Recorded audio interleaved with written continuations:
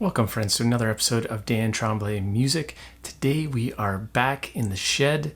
I am writing another music library track to kind of go with a couple of previous tracks that I've done for a collaborative project with Christopher Norton. So I'm using some similar sounds. We got some Noire Piano from Native Instruments and a whole ton of Spitfire audio sounds. This project got a little bit crazy, a whole lot of tracks going on here, but let's get to it.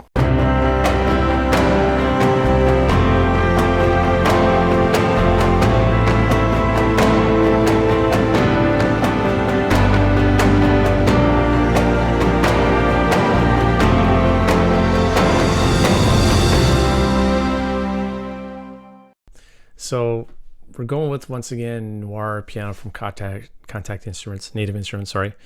And just really enjoying this library. It's good just on its own. It's good with the particle engine. So the first two tracks here are literally just a straight up Noire Piano, and the reverb you're hearing is straight out of the app. Straight out of the plugin itself. Okay, and I just, the way that I record is I layer these parts. I've talked about how I don't like to punch in, punch out, so that's all that is. The third instance of Noire is the particle engine. So it's the same. I took just the one chord, I think it was an F chord, and I looped it all the way through, and then I ran that through the particle engine. This is called Just Dark, tonal piano noise soft stick. Okay, and this sounds like this.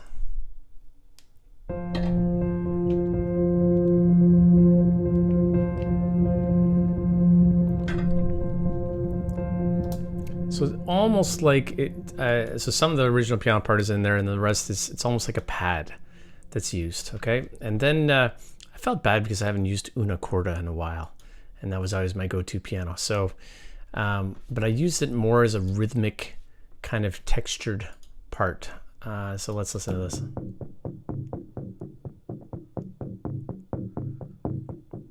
You're probably thinking, but Dan, that sounds terrible. But it's literally just meant to be underneath the track. So I'm using it not as a piano, but as a rhythmic texture. As you can see in the EQ, I've cut out a ton of high and a ton of low, and it's just supposed to sit under the track. That's all it is. Then after months of writing to The Edge from U2, he called me up and said he'd be happy to do my track for free. He doesn't want any money. No, he didn't. This is just if I always think of The Edge if I'm adding a guitar part. I'm like, what would The Edge do? Anyway, this is Electric Sunburst from Native Instruments, session guitarist. I haven't used it a ton, but again, it's great for running underneath a track. So some of my other videos I've talked about using real guitar and how hard it is to imitate the sliding of the hand on the neck of the guitar, and you're always better off to play it. Now, really long rhythmic textures, I could practice for hours and it's not going to sound that good. So sometimes you just have to let it go and go to a plugin. So this is literally this part.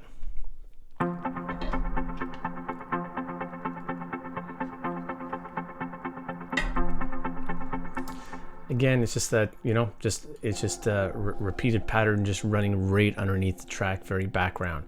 Then I got some Spitfire perk bongos, because why wouldn't you want to have some bongos? Let's check this out.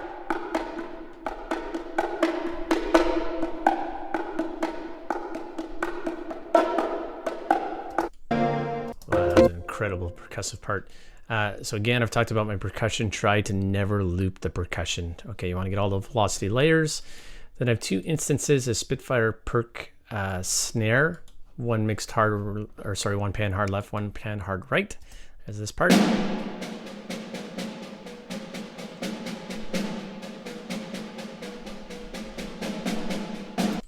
Just to get a really, if you're listening to headphones, this is ear candy to get a really nice stereo image. And then I haven't used this in a little while, but I thought we'd throw some battery 4 in here. This is the apnea kit. And again, it's more of like a sound designy kind of sound. So let's listen to this.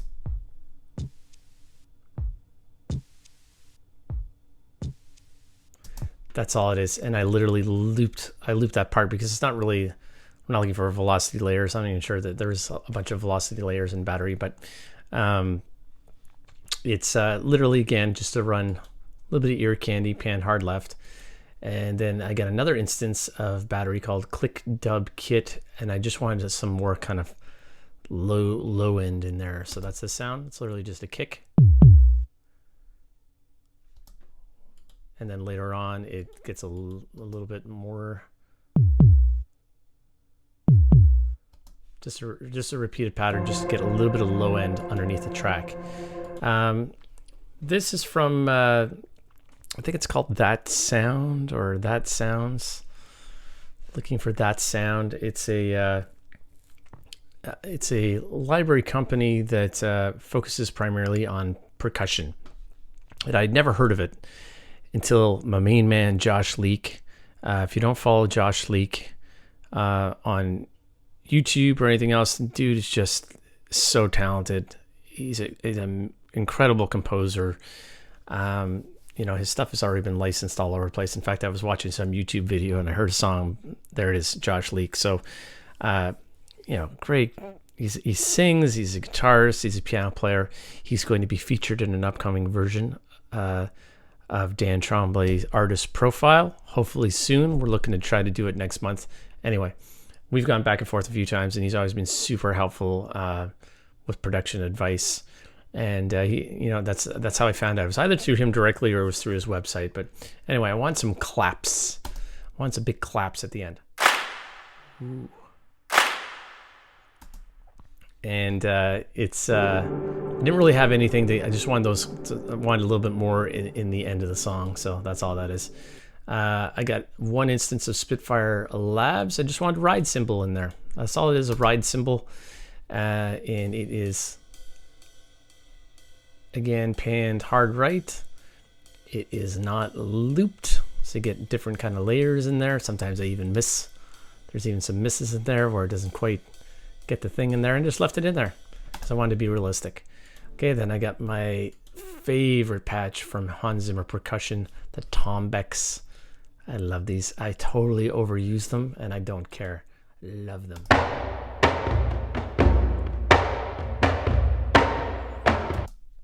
I could, if I can fit those into every song, I will. Okay, and then I have two instances of neon strings from the A patch, the long concertinos. Okay, and those are gonna sound like this. And of course, all the velocity layers for the expression and dynamics have all been programmed. I programmed those in afterwards, so I just record it straight off, just playing the keys because I like to play two hands. Then I go back in, I do a second take or third take, and I just run those sliders. So much easier to do it that way. Let's check these out.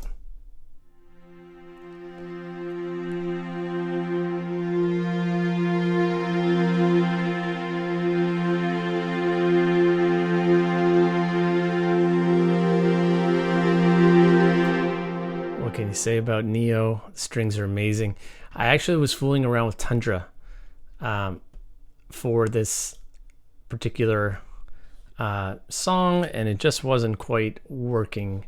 Not that there's anything wrong with Tundra, but it just I find Tundra is more useful for the really kind of ambient kind of underscore, and this is more of like a library music track, which is a different deal. So it just didn't work. You know, I was trying to throw it in there. I'm like, I think Neo is good. It's nice to be spoiled for choices. And then I have two instances of Spitfire 1, the short pizzicatos. I think it's the same part. It's just duplicated and transposed an octave down. Okay, and I use these in one of the other projects. Now, if you've been following these music library projects, this is meant to be a combined collaborative project with Christopher Norton. My video last week was on Christopher Norton for another project that I'm doing with him. We're also doing a combined collaboration of music libraries. So I kind of do up these tracks and I send it to him, and he comments or he adds parts, and then I add stuff. So it's kind of like an ongoing thing. So I tried to use some of the same patches that I used in some of those other projects, so it kind of all fits together. So that's this part.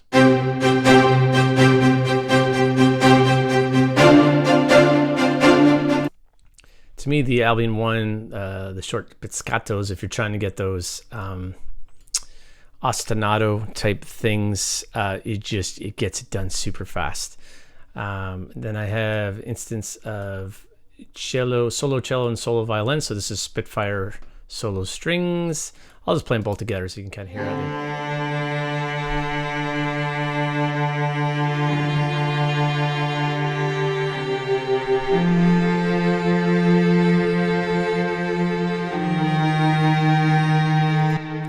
So I always try to write them so that they complement each other, so they're not interfering.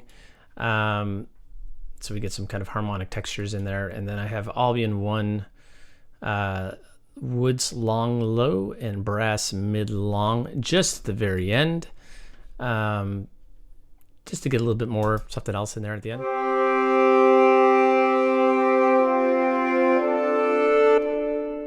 Beautiful sound, beautiful sound. And then the brass mid, and I turned the dynamics way down low, so I took away all that attack, so you get almost like a soft kind of brass pad kind of sound.